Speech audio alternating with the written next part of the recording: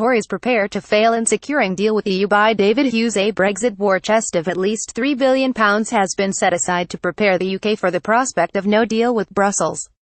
Eurosceptics have put pressure on Chancellor Philip Hammond to commit money to preparations for a no-deal scenario to show the European Union that the UK is serious about Theresa May's threat to walk away from talks if the offer from Brussels is unacceptable.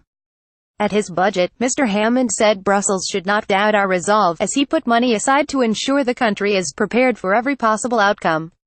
Extra investment is likely to be required in customs infrastructure and changing regulators as a result of leaving the EU, with a no-deal scenario likely to mean more spending than maintaining many current rules. The Chancellor's actions were criticized by Liberal Democrat leader Sir Vince Cable, who said the money was disappearing down a Brexit black hole.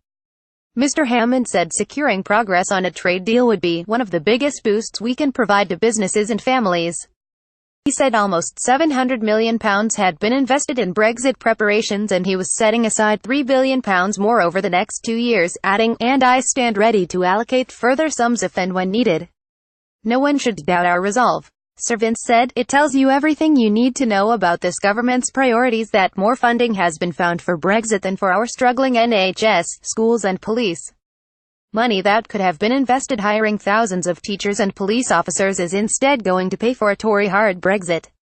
Meanwhile, the government's strategy remains so vague we still don't know what the final damage to our economy and living standards will be. This underlines why the British people must be able to choose at the end of this process whether to accept the final deal or stay in the EU.